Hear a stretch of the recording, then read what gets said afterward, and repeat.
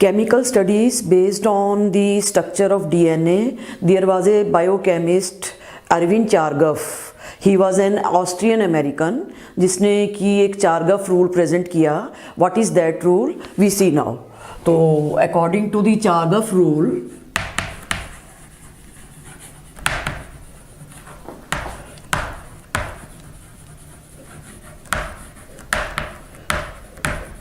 Chargaff rule, the number of purine components, और हम कह लें, और we can say number of purine is equal to pyrimidine.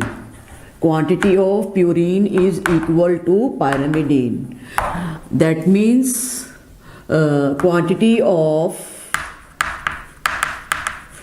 adenine plus guanine is equal to cytosine plus thymine. And if we see quantity of adenine, then it will be equal to, always equal to thymine, and cytosine will be equal to guanine. On that basis we can prove that there is a complementary base pairing between them. And if we see about the adenine and thymine over cytosine plus guanine, it is a constant for a species. एक particular species के लिए ये constant होती है and it varies from for species to species. And if we talk about the prokaryote में this ratio is, prokaryote में क्या होता है, this ratio is less than 1 because cytosine and guanine component, they are cytosine and guanine component are more in case of prokaryotes. और ये value कितनी होती है प्रोकैरियोट्स में? इट इज 0.93 और वेरी करती है स्पीशीज टू स्पीशीज प्रोकैरियोट्स में. तो ये 0.93 है. ह्यूमन बींग्स में it is near about 1.55. Clear? So this is according to the Chargaff rule, and on that basis we can always prove that number of adenine component is always equal to thymine and cytosine is equal to guanine component. Clear? And if we talk about the TM value क्या होती है? Temperature required. TM value is temperature required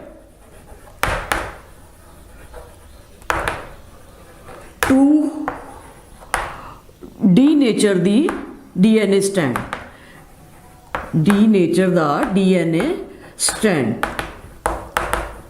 It means जब भी हम DNA को heat करते हैं तो what can happen in case of prokaryote? There is a high TM value. High TM value in case of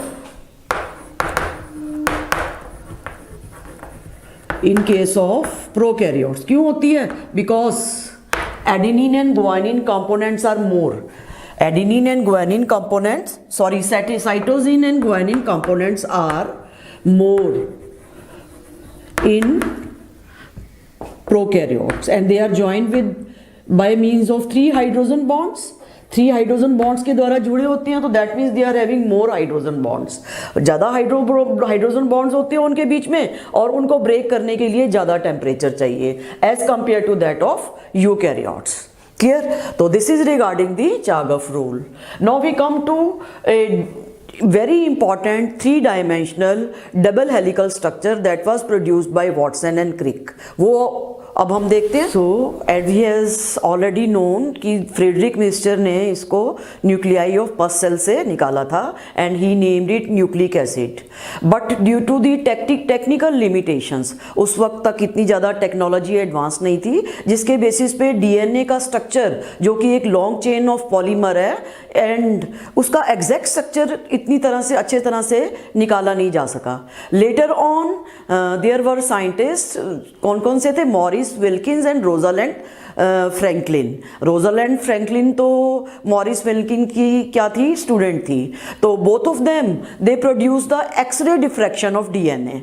based on that x ray diffraction, उस x ray diffraction के basis पर James Watson and Francis Crick they were able to produce the exact structure of DNA. And in 1953 all of the three means उसमें Rosalind Franklin को छोड़कर Maurice Wilkins, James Watson and Francis Crick को Nobel prize भी मिला। रोजालैंड Franklin उस वक्त तक उसकी डेथ हो चुकी थी, that is why unfortunately he did not get the prize for that. So अब हम देखते हैं कि what is a 3 dimensional structure of DNA double helical, जो कि एक कॉमन नॉर्मल स्ट्रक्चर है जिसके बारे में हम ऑलरेडी बेसिक्स तो डिक्लेयर कर ही चुके हैं। लेकिन again this double helical structure was again proposed by various parameters were proposed by, किसके द्वारा प्रपोज किए गए, James Watson and Francis Crick. तो अब हम देखते हैं कि व्हाट आर वेरियस साइंटिस्ट। मैं एक बार फिर से आपको बताती हूँ, देयर वर साइंटिस्ट कौन कौन से थे। फर्स्ट ऑफ ऑल चार्गफ के बेसिस पे ही तो इन्होंने प्रोड्यूस किया था, तो चार्गफ्स रूल ऑफ कॉम्प्लीमेंट्री के बेसिस पर इनको एक्सरे डिफ्रैक्शन किसने किया, चार्गफ रूल ऑफ कॉम्प्लीमेंट्री के बेसिस पर देयर वर साइंटिस्ट कौन कौन से थे, Maurice Wilkins and Rosalind Franklin.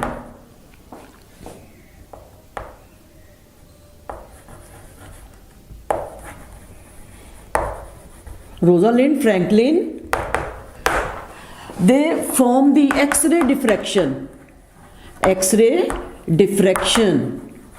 means photograph लिए, एक्सरेज किए उन्होंने, and they take the photographs of DNA का स्ट्रक्चर स्टडी किया। क्योंकि उस वक्त तक फ्रेडरिक मिस्टर के वक्त तक तो टेक्नोलॉजी एडवांस नहीं थी, लेकिन इन साइंटिस्ट ने क्या किया, एक्सरे डिफ्रैक्शन के बेसिस पे डीएनए के स्ट्रक्चर को प्रोड्यूस किया। ठीक है, डीएनए स्ट्रक्चर को देखा and based on this X ray diffraction scientist के बेसिस पर अगर हम देखें तो बहुत सारे साइंटिस्ट इन्वॉल्व थे स्ट्रक्चर ऑफ डीएनए को बताने के लिए। ठीक है, तो based on this X ray diffraction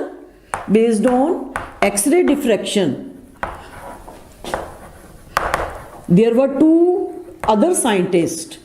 कौन कौन से थे, जो कि हम बहुत फेमस हैं, हमें मालूम है, James Watson and Francis Crick. They produce the double helical structure. Double helix जो कि एक सिंपल स्ट्रक्चर है जिसको कि हम ऑलरेडी डिस्कस कर चुके हैं, लेकिन there are some other associated parameters that we have to study with this normal DNA double helical और 3 डायमेंशनल स्ट्रक्चर। वो पैरामीटर्स भी हम स्टडी करेंगे जो कि किसने प्रोड्यूस किए थे, James Watson, Francis Crick, and we always name all of these scientist. इन 4 साइंटिस्ट का मेन रोल मानते हैं डीएनए के स्ट्रक्चर को स्टडी करने के लिए, डीएनए डबल हेलिकल मॉडल को स्टडी करने के लिए मेन कंट्रीब्यूशन किन की है, इन्हीं साइंटिस्ट की है। ठीक है, तो James Watson and Francis Crick ने 3 डायमेंशनल स्ट्रक्चर प्रोड्यूस किया and also they got the Nobel prize. इसको उन्होंने प्रोड्यूस किया 1953 में एंड 1962 में ऑल द 3 साइंटिस्ट कौन कौन से, मॉरिस विल्किंस, ब्रीफ में लिख रही हूं विल्किंस को, और वॉटसन एंड क्रिक को नोबेल प्राइज मिला for the structure of DNA, जो कि एक फेमस मॉडल कहा जाता है वॉटसन एंड क्रिक मॉडल। तो उस वॉटसन एंड क्रिक मॉडल के अकॉर्डिंगली वेरियस पैरामीटर्स हम फिर से डिस्कस करते हैं। तो इसमें ऑलरेडी वी नो कि there is always a double helical structure. Double helical structure is there in DNA. यानी कि two strands of DNA they are helically coiled with each other, spirally एक दूसरे के ऊपर कॉइल्ड होती हैं, ठीक है, and they are mainly in a right handed fashion. Right handed and left handed fashion क्या होता है that I am going to discuss, मैं आपको बाद में बताऊंगी। तो सबसे पहले डबल हेलिकल स्ट्रक्चर में what they had seen, sugar and phosphate forming the backbone, and we have already discussed कि ये तो बैकबोन बनाते हैं, एंड नाइट्रोजन बेसिस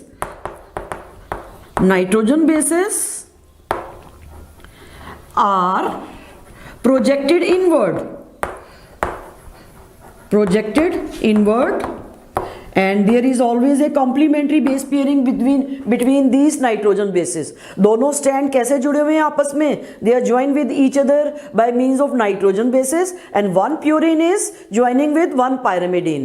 और one purine में अगर हम एडिनिन की बात करें, adenine joined with thymine by double hydrogen bonding and cytosine with guanine by triple hydrogen bonding because of a specific or constant space between the diameter of a DNA। DNA के बीच में जो space बनता है spirally जब भी वो coil करती हैं तो there is always a 3 ring space. क्या होता है, प्यूरिन का डबल रिंग और पायरिमिडीन का सिंगल रिंग जितना ही स्पेस होता है, जिसके कारण they are held together and they give the stability to the DNA. DNA को एक स्टेबिलिटी प्रोवाइड करती है।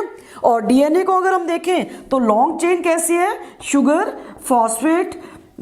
फॉस्फेट, ठीक है। अगर ये लॉन्ग एक्सिस है तो nitrogen bases they are at right angle to the long axis of the DNA, nitrogen bases से एट राइट एंगल पड़ती हैं, ठीक है। तो इस तरह से ये डीएनए का एक स्ट्रक्चर नॉर्मल वे में हम कह सकते हैं कि एक जो कॉमन स्ट्रक्चर है कि sugar and phosphate group they are forming the backbone and the nitrogen bases they are projecting inward and they are joined, both the strands के nitrogen bases they are joined by means of complementary base pairing, ठीक है। Complementary base pairing को तो चारगफ ने study किया था, जिसके basis पर these scientist were able to clarify all the things in more distinct manner, बहुत अच्छे ढंग से उसको प्रोड्यूस करने में सफल हो सके थे, ठीक है।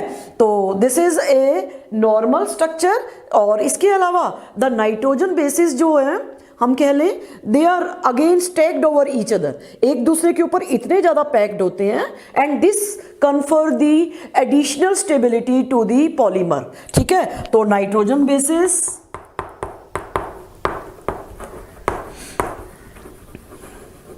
आर पैक्ड और स्टैक्ड हम कह लें over each other.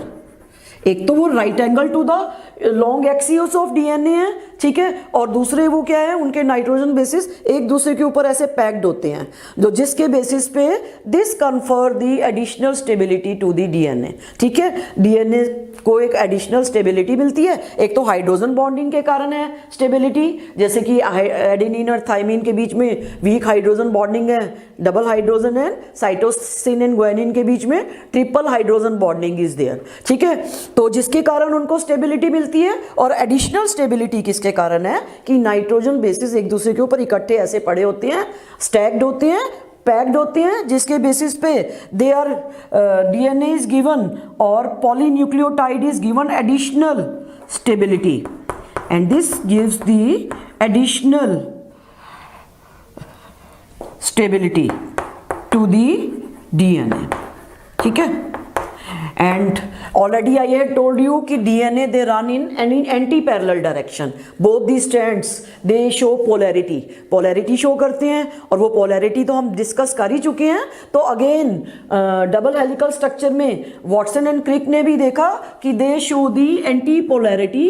That means if one stand is in 5' 3' direction, एक स्टैंड अगर 5' 3' डायरेक्शन में है तो other stand will be in opposite direction, that is 3' 5' direction. तो इस तरह से हम कह सकते हैं कि they are giving the antiparallel direction, एक दूसरे को क्या करते हैं, एंटी पैरेलल डायरेक्शन में है और complementary base pairing is between them.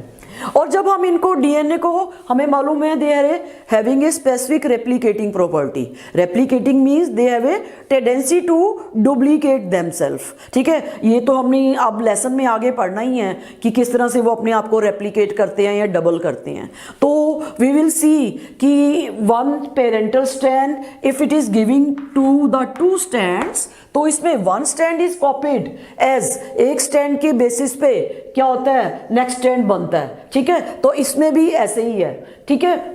But this is in case of DNA replication, DNA replication में तो दोनों स्ट्रैंड्स इन्वॉल्व होते हैं, ठीक है। लेकिन जब हम दूसरे प्रोसीजर्स देखेंगे जैसे कि ट्रांसक्रिप्शन वगैरह में, तो one strand will be A template strand. तो एक स्ट्रैंड क्या होता है, टेम्पलेट स्ट्रैंड होता है, यानी कि जिसके बेसिस पे हम कह सकते हैं कि आरएनए की चेन बनती है, ठीक है। And that template strand is always as just equivalent to the parental stand. क्यों पेरेंटल स्टैंड के इक्वलेंट होता है, क्योंकि हमें मालूम है there is always a complementary base pairing between them, कि उनके बीच में क्या होती है, कॉम्प्लीमेंट्री बेस पेयरिंग होती है। जैसे कि हमें मालूम है अगर हमें डीएनए के एक स्ट्रैंड के बारे में पता चले तो उसका दूसरा स्ट्रैंड हम ऑटोमेटिकली ड्रॉ कर सकते हैं, डीएनए का भी दूसरा बना सकते हैं और आरएनए का भी बना सकते हैं, ठीक है। क्योंकि हमें मालूम है there is a complementary base pairing between them,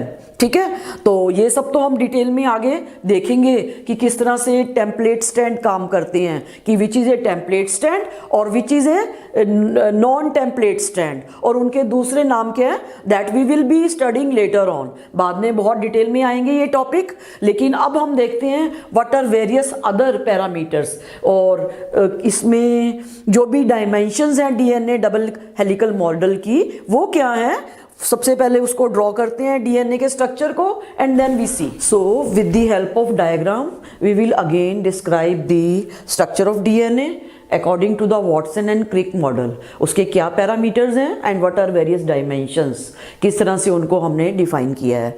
तो most common form of DNA is B DNA, that is in the form of a right helix, right तरफ से कॉइलिंग होती है इस तरह से, तो इसीलिए इसको हम कहते हैं right handed DNA. Right handed DNA का क्या मीनिंग है कि when the coiling is in right direction, इस तरह से राइट डायरेक्शन में कॉइलिंग हो, और जब कॉइलिंग एंटी इस तरह से हो, left handed helix, left spirally coiled manner में, तो उसको हम कह देते हैं लेफ्ट हैंडेड डीएनए।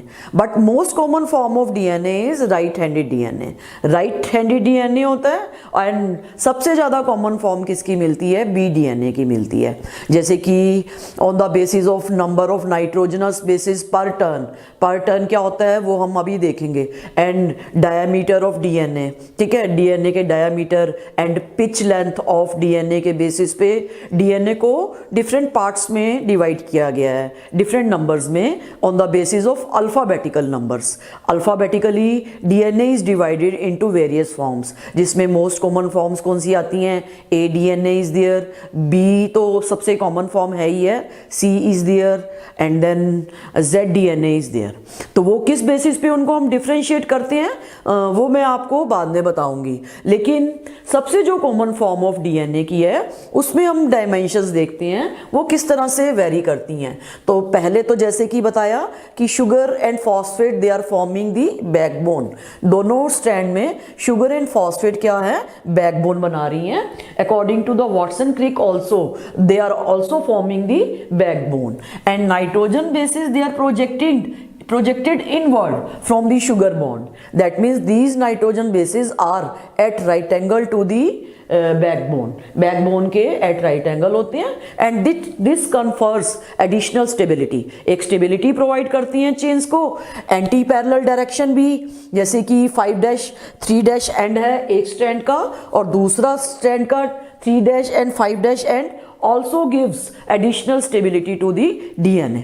तो ये जितनी भी वेरिएशंस हैं ये किसके कारण है, ये सब डीएनए को क्या करती है, स्टेबिलिटी प्रोवाइड करती हैं, ठीक है। और besides this adenine and thymine they are joined with by nitrogenous bases, sorry hydrogen bases, double hydrogen bonding है, और साइटोसिन एंड ग्वानिन में triple hydrogen bonding is there. And complementary base pairing भी दिया है वहाँ पे। What is meant by complementary, ये मैं आपको बता चुकी हूँ। इफ नाइट्रोजन बेसिस एक स्ट्रैंड के हमें मालूम है, automatically we will come to know the nitrogen bases of another strand. जैसे कि एडेनिन हमेशा थाइमिन के साथ होता है, तो थाइमिन क्या होगा, एडेनिन के साथ। एक तरफ थाइमिन होगा तो दूसरी तरफ क्या होगा, दूसरे स्ट्रैंड का एडेनिन होगा। साइटोसिन है, if it is in one strand, then in another strand it is guanine. Clear, तो गुआनिन है तो another strand will be cytosine. तो ये हमने अपने माइंड में बिल्कुल पक्का रखना है इस स्टेबिलिटी का। तो one purine component is there and one pyrimidine component is there, ठीक है, क्योंकि there is a space of 3 ring structure between the diameter of a double helical structure, ठीक है। अब इसके अलावा हम देखते हैं, जब डीएनए को बाहर से हम देखें तो हम देखेंगे कि ये जो स्पाइरल्स है ना, they are not in a regular manner spiral, कि एक तरह से रेगुलर मैनर में नहीं है स्पाइरल। कहीं पर तो ये मेजर ग्रूव बना रहे हैं एंड कहीं पर they are forming the minor groove. जैसे कि अब हम यहाँ से अगर लें तो we will come to know कि यहाँ पे ब्रॉडर ऑस्पेक्ट नजर आ रहा है, अगर यहाँ से हम स्टार्ट करते हैं तो। And this is we are calling the major groove. तो इसको हमने क्या बोला, मेजर ग्रूव। और अगर हम दूसरे अल्टरनेटिव दूसरे स्पाइरल की बात करें तो this they are forming the minor groove. तो ये कौन सा ग्रूव बना रहे हैं, माइनर ग्रूव बना रहे हैं, ठीक है, क्लियर। तो इसी तरह से major groove, minor groove and then major groove, ठीक है। दूसरा आता है फिर से मेजर ग्रूव, सेकंड टर्न में हम देखें, सेकंड स्पाइरल जहां से स्टार्ट होगा and then again we will come to know the next groove will be of minor groove. तो इस तरह से अल्टरनेट फैशन में they are forming the major groove as well as minor groove, ठीक है। और ये जरूरी भी है क्योंकि इसके साथ जब भी प्रोटीन की एक्सप्रेशन, प्रोटीन की इंट्रैक्शन और डीएनए की इंट्रैक्शन, अब हम बाद में देखेंगे कि DNA is associated with protein, ठीक है, उन प्रोटीन की इंट्रैक्शन डीएनए के साथ जरूरी है for the inheritance pattern, inheritance और एक्सप्रेशन को, जीन एक्सप्रेशन को आगे सेंड करने के लिए। तो उसके लिए there is an need of additional this forming of major groove and minor groove, so that proteins they are better interacted with this, in grooves में अच्छे से interact कर सके for better expression of genes, genes की better expression के लिए, ठीक है। तो अब हम देखते हैं कि what is a स्पाइरल और पिच क्या होता है। जैसे कि अगर हम यहां से काउंट करें from one major groove to another major groove, there is a one complete spiral turn. एक पूरा का पूरा जब स्पाइरल कंप्लीट होता है तो that distance between the two major groove it is called the pitch. इसको हम क्या बोलते हैं, पिच बोलते हैं, ठीक है। This is called the pitch. Pitch means the length between the two major groove or length between the two minor groove. Clear? तो this pitch is कितनी काउंट की गई है? It is near about pitch of the DNA is 34 degree angstrom, या हम इसको कह लें 3.4 नैनोमीटर। मोस्ट रिलायबल यूनिट तो नैनोमीटर है, और नैनोमीटर को हम देखें 1 nanometre is equal to 1 billionth of a 1 billionth of a DNA. 1 billionth of a DNA means 10 raise to the power 9 metre. 1 metre का 10 raise to the power 9 part, तो that comes to the 1 nanometre. तो 1 nanometre is equal to 10 raise to the power 9 metre के बराबर माना जाता है। तो pitch कितनी इसकी मानी गई डीएनए की 3.4 nm, ठीक है। तो और अगर हम इस पिच के अंदर स्पाइरल काउंट करते हैं, यानी कि nitrogen bases if we count them, तो there are near about 10 nitrogen bases per pitch per turn, ठीक है। कितने हैं? 10 नाइट्रोजन बेसिस हैं इन 2 मेजर ग्रूव्स के बीच में। If we talk about the B DNA, तो बी डीएनए के बीच में कितने नाइट्रोजन बेसिस हैं पर टर्न में? तो we will be assuming we have scientists they have measured there are near about 10 nitrogen bases, ठीक है। Nitrogen bases are there per turn nitrogen bases कितनी है 10, ठीक है।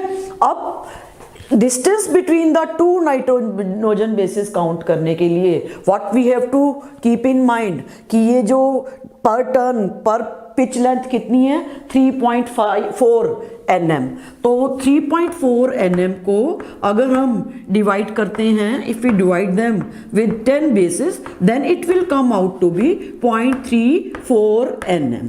That means the distance between the two nitrogen bases, दो nitrogen bases के बीच में डिस्टेंस कितना है 0.34 nm, ठीक है। तो ये भी एक इंपॉर्टेंट क्वेश्चन पूछा जा सकता है, जैसे कि if the number of nitrogenous bases vary between the two major grooves और between per turn, then what is the distance between the two nitrogen bases? Suppose if it is the 11 nitrogen bases वो कहते हैं, ठीक है, तो 11 nitrogen bases के हिसाब से तो what can be counted between the DNA, उनके बीच में जो भी डिस्टेंस होगी that will be dividing, on that basis we can calculate the distance between the two nitrogen bases। तो नाइट्रोजन बेसिस के बीच में हम डिस्टेंस काउंट कर सकते हैं। if we come to know जैसे 3.4 nm तो पर पिच लेंथ है और नाइट्रोजन बेसिस 11 है, तो 3.4 divided by 11, on that basis we can count the distance between the two nitrogen bases. और if there are 12 nitrogen bases again there will be a difference between the two nitrogen bases. हर वक्त every time it will not be 0.34 nm। ये तो हम BDNA की बात कर रहे हैं जिसमें ये कॉमन डिस्टेंस कितनी मानी गई है 0.34 nm, और हम इससे काउंट कर सकते हैं distance between the two nitrogen bases. और अगर हम इसके DNA के डायमीटर की बात करें, डबल हेलिकल स्पाइरल जो यूनिफॉर्म डायमीटर है, that is having diameter of A DNA जिसमें 3 रिंग स्पेस जितना अकोमोडेशन है, यानी कि हम कह सकते हैं 3 रिंग्स नाइट्रोजन बेसिस के समा सकते हैं, वो कितना है that is equal to 20 degree angstrom और 2 nm। तो ये भी एक रेगुलर डायमीटर है जो कि इनके दोनों के DNA के दो स्ट्रैंड्स के बीच का जो स्पेस है that has come out to be कितना माना गया है, it is near about 2 nm space है, ठीक है। अब अगर हम इसकी बात करते हैं एंगल की, इफ यू टॉक अबाउट दी, जैसे कि nitrogen basis DNA is tilted in a right handed direction, अपनी एक्सिस से राइट हैंडेड डायरेक्शन में ये टिल्ट हुआ है, ठीक है। तो उसके बेसिस पे if we go on counting the angle between the two nitrogen bases, दो नाइट्रोजन बेसिस के बीच में क्या एंगल है, तो उसमें सबसे पहले हमने एज्यूम करना है कि जैसे कि अगर एक DNA का स्पाइरल पूरा का पूरा ऐसे टर्न लेता है, पूरा अगर एक टर्न लेने में वो एंगल कितना बनाता है 360 डिग्री, ये तो हमें मालूम ही है ना कि पूरा का पूरा ऐसा टर्न में पूरा कितना 360 डिग्री का एंगल बनाता है, ठीक है। तो इसी तरह से 360 को अगर हम if we divide 360 with the number of nitrogen bases कितनी है 10, तो उसके बेसिस पे डिवाइड करें तो एंगल कितना आता है 36 डिग्री। तो इस तरह से हम कह सकते हैं जैसे एक DNA इधर है तो एक नाइट्रोजन बेसिस इधर है, तो next nitrogen base will be having making a spiral of 36 degree, और उसके अलावा फिर नेक्स्ट उससे फिर वो कितना बनाएगा 36 डिग्री के एंगल से वो आगे की आगे स्पाइरली फॉर्म में मुड़ता चला जाएगा। तो angle between two nitrogen basis, angle between two nitrogen basis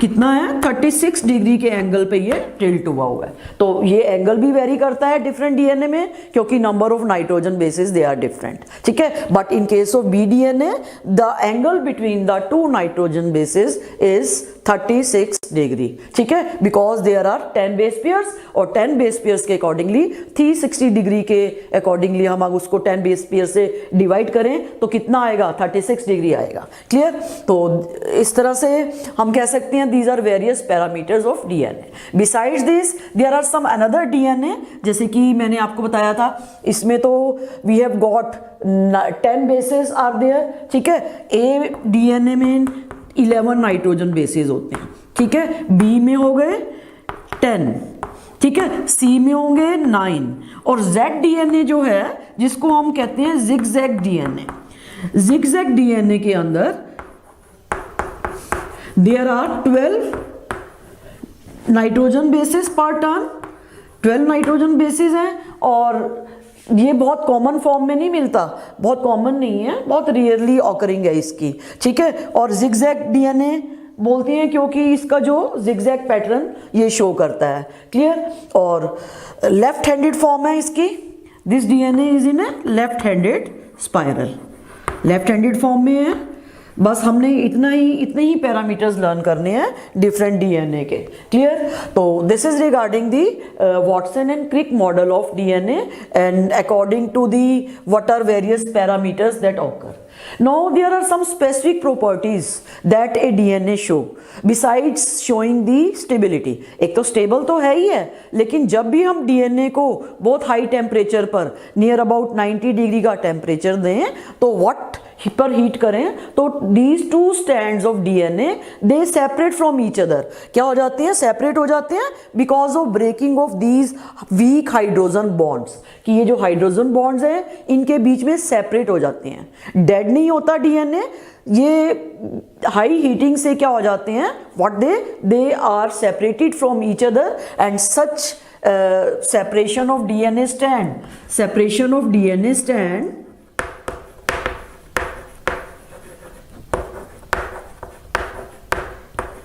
on giving very high temperature, on high temperature, high heat करने से तो they are separated from each other, एक दूसरे से सेपरेट हो जाते हैं and this is called the denaturation of DNA, जिसको कि क्या बोला जाता है, denaturation of DNA, जो कि एक important property है. But they are not, they are deactivated, they are inactivated for some time, थोड़ी देर के लिए inactivate होते हैं. But when the normal temperature comes again, these DNA strands they again recoil with each other, एक दूसरे से फिर recoil हो जाती हैं normal temperature पर. तो such a phenomena is called the renaturation. Renaturation में क्या होता है, recoiling of DNA again, renaturation of DNA at a normal temperature, at a normal temperature, ठीक है. तो this is a very important property and this also gives additional stability. जब भी एक डीएनए ने नेक्स्ट जनरेशन में या नेक्स्ट सेल में ट्रांसफ़र होना होता है तो वो क्या होती है, डीनेचरेशन एंड रीनेचरेशन के अकॉर्डिंगली स्टेबिलिटी को भी शो करते हैं. यानी आई मीन टू से कि दे आर नेवर डाइड, कि कभी भी वो परमानेंटली इनएक्टिवेटेड नहीं होते, ठीक है. ये हम अपने नेक्स्ट एक्सपेरिमेंट्स में देखेंगे. तो this is also an important property that we can, और दिस प्रॉपर्टी इज अगेन, जितने भी ये एडेनिन थायमिन रिच एरिया हैं ये जल्दी डीनेचर होते हैं because of there are only 2 hydrogen bonds between them. But in guanine and cytosine rich area ये जो डीनेचरेशन प्रॉपर्टी है that is little bit later, देर से होती है क्योंकि इसमें 3 हाइड्रोजन बॉन्ड होते हैं जिनको टूटने में ज़्यादा टाइम लगता है. टीएम वैल्यू ज़्यादा होती है, जैसे कि मैंने आपको बैक्टीरिया में भी बताया था कि cytosine and guanine are more. तो टीएम वैल्यू यानी कि temperature required to denature the DNA is more in case of prokaryote as compared to that of eukaryotes. And besides this one more important property जो कि हम बाद में फिर से देखेंगे कि only one strand of DNA is acting as a template strand. Template strand का क्या मतलब होता है कि जेनेटिक ट्रांसफॉर्मेशन में, ट्रांसमिशन में, जेनेटिक ट्रांसमिशन में एक जनरेशन से दूसरी जनरेशन में only one strand ही ट्रांसक्राइब होता है, दोनों नहीं होते. डीएनए रेप्लिकेशन में तो दोनों ही होते हैं, लेकिन जब जेनेटिक इंफॉर्मेशन ट्रांसफर होती है then only one strand is transcribed and that strand is also called दी उसको हम क्या बोलते हैं, टेम्पलेट स्टैंड बोलते हैं, that is also called coding stand, और उसको हम क्या कहते हैं, एंटी सेंस स्टैंड भी बोलते हैं, ठीक है। That stand is also called the anti sense stand, anti stand और माइनस स्टैंड ऑल्सो। तो वो स्टैंड कौन सी डायरेक्शन में होता है, ऑलवेज 3-5 स्टैंड वाला जो स्टैंड होता है that is a template strand. तो ये तो हम बाद में डिटेल में पढ़ेंगे ही during transcription, translation, DNA replication, and what is the difference between these replication and transcription and translation, that we will be coming to know in our next lectures. So this is regarding Watson and Crick model. Now we see what is central dogma of biology. Central dogma क्या है biology का, और and what is a nucleosome structure. Nucleosome क्या होता है और DNA किस तरह से पैक होता है न्यूक्लियस के अंदर, that we see now.